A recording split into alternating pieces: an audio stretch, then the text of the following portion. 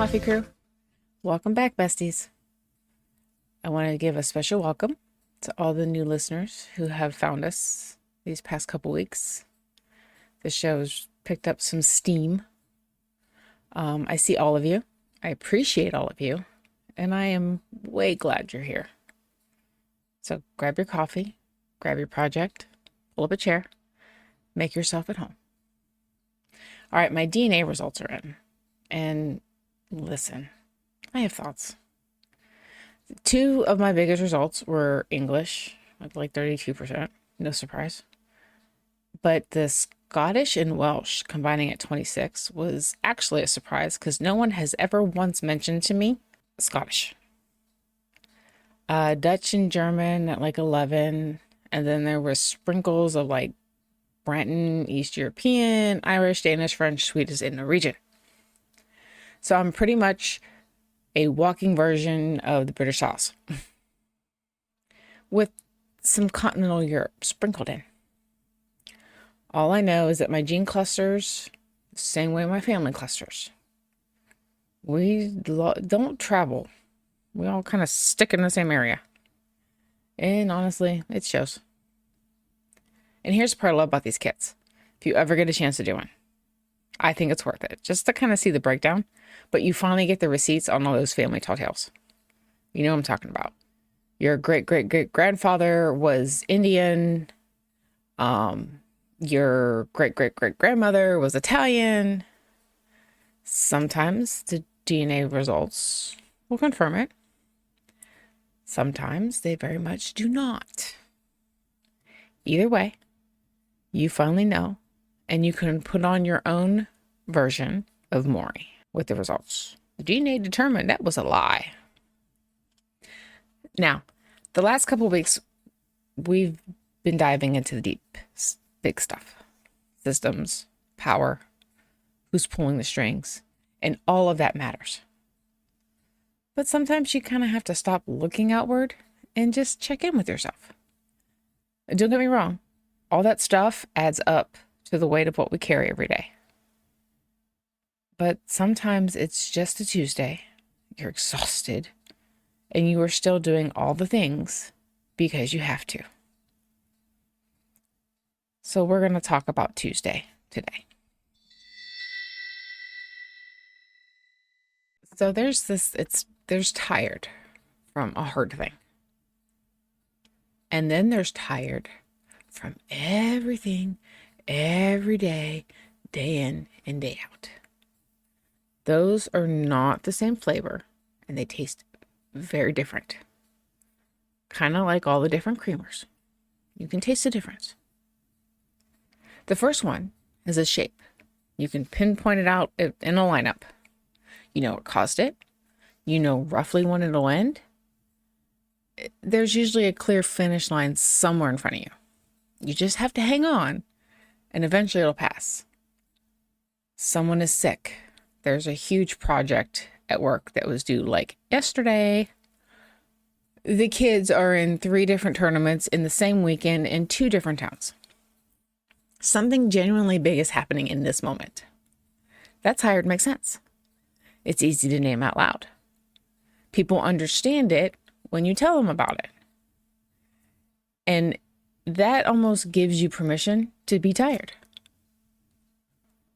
The second kind doesn't have a shape. It's a blur and a shadow. You know it's there. You're not quite sure what it is. It's the weight of that constant forward motion, the kind that builds when your days blur into weeks and weeks blur into months, and you turn around one day and you realize it has been 3 months and you genuinely cannot name a single thing that has happened. This happens a lot around the holidays. Like Thanksgiving will end and then you blink and like Christmas is a week away. And you're like, how the hell did I end up here? Nothing dramatic. Just the daily management of life. Kids, work, laundry, meals, appointments. You have 50 tabs open in your brain at all times, grinding forward without a break long enough to actually just reset. You wake up, you clock into your life, you clock out, you go to bed, and you do it all again tomorrow and day after day. The only thing that is changing is your clothes and maybe what you make for dinner. This kind of tired doesn't feel dramatic enough sometimes to take seriously. That's the thing about it. It's not that I'm falling asleep and started the coffee without a pot inside of it tired. Been there. It's more like I don't want to get up to get more coffee, even though I'm only like 3 feet away from the coffee pot. You have a shorter fuse. The things you normally love leave you feeling flat. Like you get a card in the mail and it could be a present or a bill, and you're going to feel the same way about it either way. And then there's the decision fatigue. So bad that if someone asks you what you want for dinner, it makes you just want to smack them upside the head for even asking. And then there's the guilt. Because we live in a society that's decided you are only allowed to be tired when something big is happening in order for you to justify it. Like, you need a permission slip before you're allowed to feel it. Somebody always has it worse, so you should be grateful. You minimize it. You talk yourself out of it. You tell yourself that you don't have a reason to be this exhausted, and therefore you're not allowed to be. And Earl, our self-doubt voice for my new listeners, Earl is the internal voice that loves to pile on at this point. He'll chime in right on cue to reinforce all of it. And I want to push back on that directly. And I've said this before, 2 things can be true at once. Someone can have it harder than you, and you can still be tired. You can be grateful for everything that you have, but also be burned out from taking care of it. Those two they're not mutually exclusive. The belief that it has to be one or the other is exactly the kind of bullshit we need to stop and call out. You are allowed to be tired even when nothing big is wrong. Full stop. No permission slip required.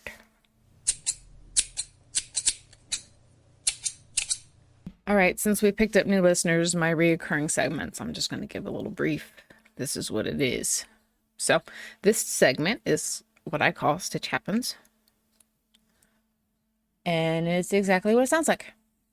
Real life. How is this my life? Chaos. The stuff everyone has, nobody talks about. We try to find the humor in it, because if we don't laugh, we will probably cry. And then that gets all over our project, and projects don't deserve it. They're innocent. Usually. Sometimes I cause it. So this week, I'm doing part 1 of what I'm going to call the 2-day baking disaster. Or Stephanie trying to do too much 2 days in a row. That's a common theme with this segment. So today we're going to cover day 1, the bread brick. So I was having one of those days. The kind where the tired had been stacking on itself for days. Kind of like the snow cliff right before an avalanche. You're running on fumes, coffee, and at this point, just pure spite of Father Time. My kids, in their as always, eat everything but don't tell anyone fashion, forgot to mention we were out of bread. Until I finally take a second to eat and go make a sandwich, and I have 1 slice. So I yell, and my youngest looks at me and says, "Well, we're not out of bread. There's 1 piece left." Yeah. So here are my options. Get in the car and drive to the store, or make bread. And you know me, my favorite words are, I can make that, just watch. So I made bread. 3 loaves. Because I was tired, and therefore obviously the correct response to the question was to make 3 loaves, so I didn't have to do it again later when I would probably be even more tired than I was right now. Not, let's make 1 today, and after I've had some rest, I'll make more. Nope, 3. Right now. Loaves 1 and 2 were okay. For loaf 3, I thought I'm going to use my everything bagel seasoning that my kids refused to eat. Now, this is me trying to outsmart my kids and save my husband a what the hell do I pack for lunch crisis at 3 a.m. Practical, efficient, tired person logic at its finest. Side note here, I will probably ignore this advice, but don't make baking decisions while tired. First, the dough didn't rise right. I knew it the second I looked at it. Once you've baked enough bread, you can almost develop a sense for when something's just off. Kind of like if you crochet, you can kind of look at it and you know something's not right. You're not sure what wasn't right, but something's not right. But I was tired and I was not making another loaf. So into the oven it went, a little flat. He can have bread squares for all I care. He can figure it out. Timer goes off. Pull the bread out. I stab it with the thermometer because I am so tired at this point. I just need to stab something. And it's about 10 degrees away from done. Fine. Back into the oven it goes. Timer on the microwave. I am just going to go sit down. At this point, my exhaustion has slapped me in the face like I offended it, which, fair, I did by breaking bread. I'm tired. It's been a long day. I'm going to get in a shower and I'm going to go lay down and just read and chill. So I do. I get out of the shower. I walk back into my kitchen and happen to notice the oven's still on. Now, a little backstory here. My husband loves to rub it in my face that I am horrible at leaving the oven on. He'll always come in and go, "Are we still cooking?" Yeah, like he cooks. And turns it off. It's pretty much an ongoing comedy skit at this point. The kids have even joined in. But he's already in bed. So I think, well, it's a good thing that I caught it. I'll turn it off. And then I look at the counter. There's 2 loaves of bread. I'm pretty sure I made 3. I don't think I'm to the point of delusion yet. And I don't think I fell asleep and dreamed making the 3rd loaf. And then the horror washes over me. I left it in the oven. The timer went off while I was in the shower. So I run over, pull it out. I'm praying it's not a solid black lump. And it's not black. But I have made a brick. A dense, flat, everything bagel seasoned flavored brick. I turn off the oven. I drop the brick on top of the stove, hoping it doesn't break the top. Throw my hands up in the air and just tap out for the day. Some days you just need to leave the bread brick on the stove and go to bed. I'll try again tomorrow. But first I need some sleep.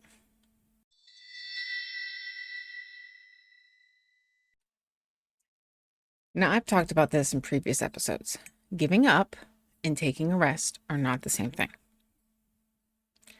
Giving up is walking away from something that you actually want to keep. It's finishing a project and then throwing it in the trash. Rest is recognizing that white knuckling through on fumes doesn't make you stronger. It's like trying to force another row when you know something's wrong. And honestly, if you do force it, you're probably just going to end up having to frog it anyway. Holding your ground when you're worn down doesn't look heroic. It doesn't look like the movie version of strength. You are not Thor, and a crochet hook is not a hammer. What it does look like is keeping air fryer food in the freezer and telling everybody on some nights that they're on their own, there's food in the freezer, so you can take a break. It looks like answering the one text that actually matters and letting all the phone calls go to voicemail. And I tell everyone this, I will sit here and watch that phone ring. Just text me anything a short message can handle. And it looks like choosing to take a nice relaxing bath. instead of a 5-minute functional wash all the hot spots shower. Because sometimes your nervous system needs more than 5 minutes of hot water. The tiny stuff counts. We love a small win here. The maintenance stuff, that's holding your ground. That's I'm going to do this for me and everyone else can kick rocks moment. Instead of scrolling through your phone while you drink your morning coffee, maybe you look out the window. Maybe you read a couple pages of that book that's been on your shelf for a year and has been judging you. Trust me, all of the doom stories will still be there. They're not going anywhere. Do the one small thing that feels like it's for you and not for anyone else on the do list.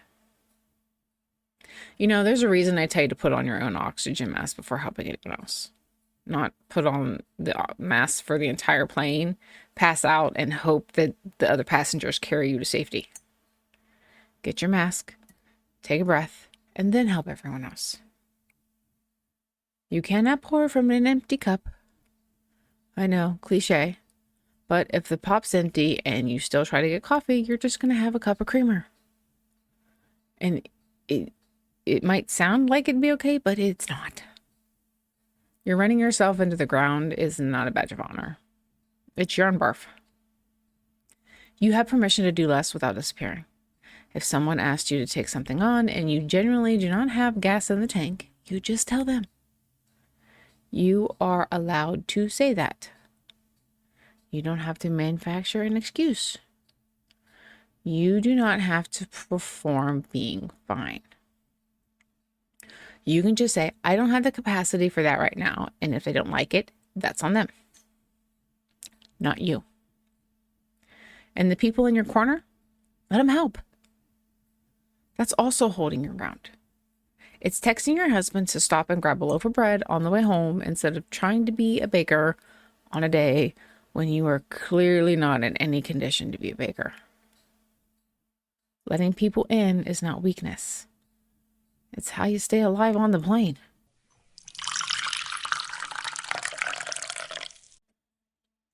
All right, coffee crew. Brews news time. As always, I date and timestamp these. It is April 29th, 2026, and it is 5:54 a.m. A quick note for new listeners on what this segment is. Brews News, I focused on facts I can verify and the human impact behind each story. Not party narratives, not screaming headlines. I hold every person in the story to the same standard of accountability because of the harm they cause, the damage, the trauma, and responsibility. None of that changes with the color of their party. Trigger warning for this episode. Story 2 involves the death of children. And if you can't handle that right now, just fast forward past it. I want you informed, but not traumatized. So we always start with an Epstein update. Big new development here. The Government Accountability Office, which is a nonpartisan congressional watchdog, announced this morning it's opening a formal review into how the DOJ handled the Epstein files redactions. Bipartisan senators, including Merkley, Morawski, Durbin, and Lujan, requested it in March. The specific focus, the DOJ repeatedly protected the names of powerful figures while also exposing victims' identities, which is the opposite of what the law requires. This is significant because the GAO is independent. Also, King Charles visited Washington yesterday, and Epstein survivors held a vigil on Capitol Hill at the same time. They were honoring the 1-year anniversary of Virginia Giuffre's death. Representative Khan had written to the king requesting he meet with the survivors. Charles addressed Congress, but didn't mention Epstein. Prince Andrew's criminal investigation is still ongoing in the UK. Other than that, there's no new date set for Bondi's deposition. The committee is still in contact with her personal attorney. And it's worth noting there's been a lawsuit filed by journalist and attorney Katie Fang about the release or lack thereof from the DOJ. So she has a YouTube channel. If you want to learn more about that, you can go check her out. The avoidant tap dance continues for everyone involved. We're watching as always. Justice.gov/Epstein if you want to check out the files yourself. Story 2. The Manab school bombing update. Here's your trigger warning. Now, I've covered this before about the elementary school in Manab, Iran that was struck. The final confirmed toll is 156 people killed. 120 children, 26 female teachers, including one that was 6 months pregnant, 7 parents, a school bus driver, and a clinic worker. Now, this was originally reported as a girls' school, but it was actually a co-ed school. It doesn't make it any better. I just want to make sure I give you the facts if they change. Multiple independent investigations, including the New York Times and Amnesty International and the Human Rights Watch, have confirmed that a U.S. Tomahawk missile was responsible.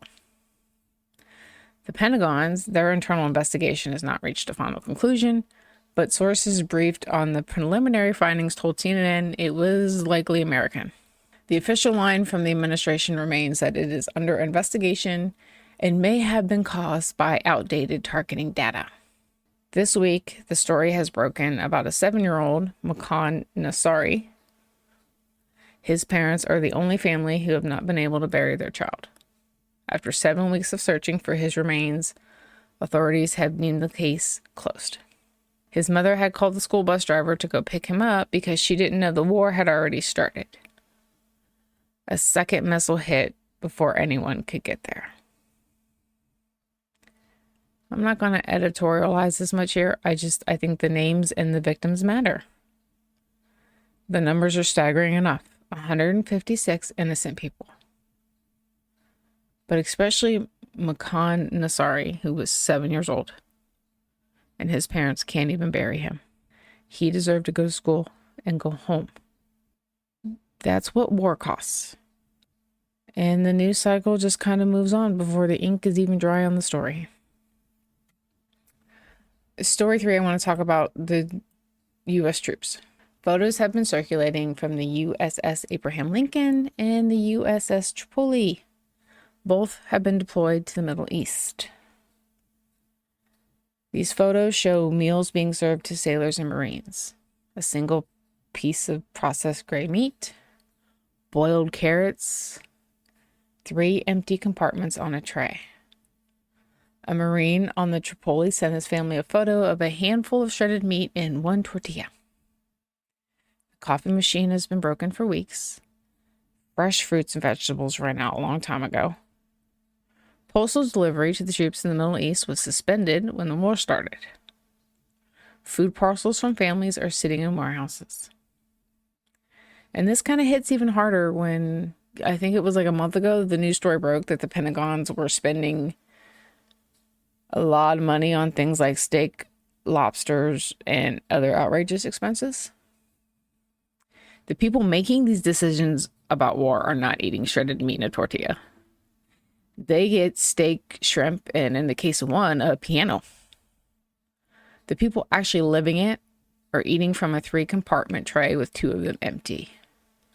That's worth calling out. And finally, I want to end on this. You may have seen reports this week about an incident involving President Trump at a White House function. I'm not going to cover that in depth. What I do want to tell you is why. There's currently nothing that can be verified.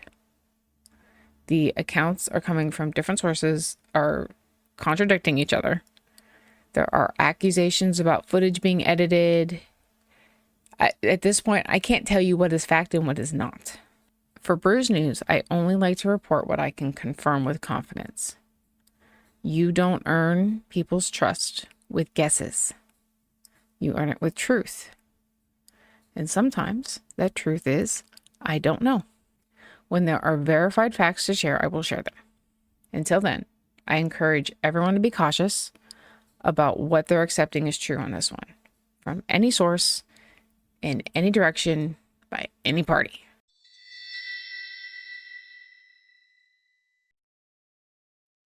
I want to talk directly to you for a second. Refill your cup. Come on, have a seat, sit down. I see the dark circles. I see the slouch while you're dragging yourself through the day. I see the messy ponytail, the uneven eyeliner, the misbuttoned shirt. You're just happy you got it on. And I see you showing up anyway. For the kids, for the job, for the people who need you. Hopefully for yourself on the days when that's the hardest one to show up for. You're not alone in this. And I'm not here to tell you you're doing it wrong. I'm here to tell you you're doing it and to applaud you, because that counts the most. The coffee crew has been through things. That's just true life. And we get through it. Not always gratefully. Not always looking cute. Not always without a bread brick situation. And not always without crying or screaming in the car before we walk into the building just to get it out. But we get through it. We laugh at ourselves. We tell each other the chaos stories. We keep going. That's not a small thing. That's what the coffee crew is for. To know that you're not alone, and we are all in this same mess trying to get through the day in, day out. Oh my God, how is it Christmas moments? And the crafting parallel connects here for a majority of us. A work in progress, whether it's a craft or a home improvement project, that you sit down is not a failed project. It's a paused one. And half the time, if we work on something while we're exhausted, we're going to screw it up and either create more work for ourselves or make it so bad that you got to pay someone to fix it. Worst case, we create some more judgmental frogs. For my new listeners, I have this frog I crocheted. It took me months to finish it because I kept putting it down and picking it back up. He sat on my desk the entire time, like staring at me, judging me. He sits on the shelf now. He's still a judgmental little prick. I need to name him. You know what? DM me your suggestions, because if I let my kids name him, I'm going to end up with another weather name. I got the cats, Sky and Cloud, and the dog, Rain. I refuse to name this frog Fog or Thunder. I simply refuse. I will call him Shithead first. Strength when you're tired doesn't look like pushing harder. It looks like knowing when to put it all down for a moment. Knowing when to tell the kids to eat the air fryer food. Knowing when to ask for help and actually doing it. Because we can say it all day, but you have to do it.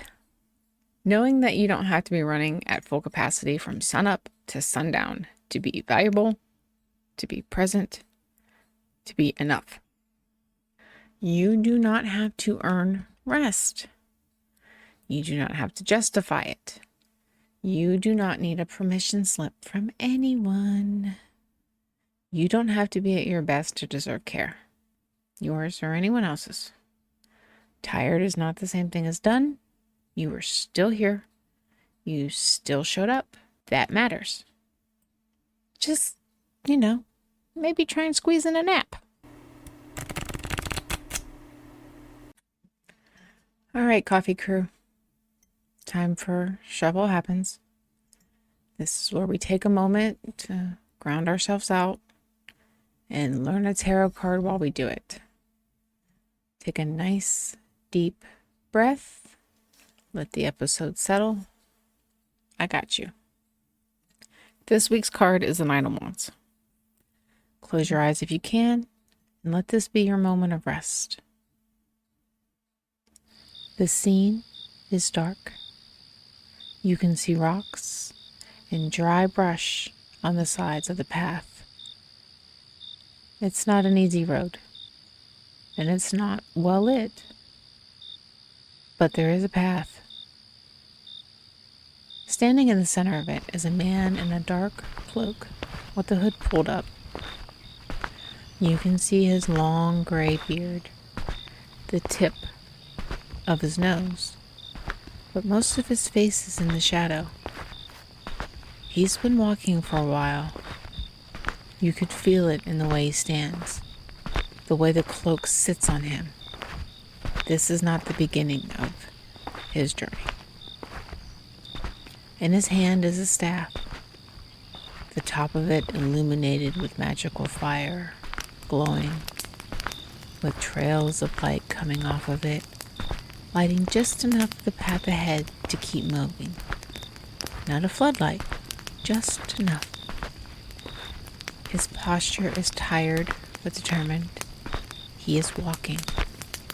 He is still on the path, still moving forward. The darkness around him has not stopped him. You cannot fully see his face, but the way he's standing, tall, deliberate, one foot in front of the other, tells you everything. He is going to get where he's going. He might pause, but he will not stop. Upright, the Knight of Wands is not a victory card. It's a resilience card. It shows up when you've already been through a lot, when you are battle-worn, when the road has been long and harder than you expected, and you're still going anyway. This card honors the weariness without using it as a reason to stop. It says, you have made it this far. You have more in you than you think. You don't have to run. You just have to keep moving. Reversed, the Knight of Wands asks you to look at where exhaustion has become a wall instead of a weather condition. Where are you using how tired you are as proof that you can't do something? When really, it's just proof that you just need to rest and take a moment before you try. This card reverse is not a failure. It's a signal. Tend to yourself. The path will still be there. The man in the dark is still walking. His light is not the sun. It is just enough to see the next step.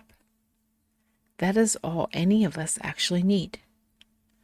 So no matter what, let this card remind you that you are still moving, even when you take a minute to pause. All right, coffee crew, I've kept you enough. Let me wrap up and get you on your way. Tired is not the same as done. The bread brick on the stove is not a failure. It's a Tuesday and a funny story. Put your own mask on first, let people help, and put the work in progress down if you need to. And always, always keep walking. Little milestone update. Last Friday, I hit a personal record for daily downloads, and I am still on my no zero download day streak. So every single day, somewhere, someone is sitting down and having their coffee and listening. It still floors me every time I see it. So let's keep knocking on wood. We keep up. And I want to thank those of you who have been here from the start and welcome all the new listeners we've picked up along the way. You guys have watched me stumbled and figured out how I want to structure the show. And now we're building our own little community. Come find us on Instagram at coffee.crochet.conversation and on Facebook by searching the show name. Feed that algorithm monster. He's apparently been doing his job, so he's a little hungry. Like, rate, share, subscribe, leave a review, whatever platform you're listening to likes. Every single one of those things helps more people find us, makes our community larger. And as always, Coffee Crew, keep your stitches sassy, your coffee strong, and your spirit grounded.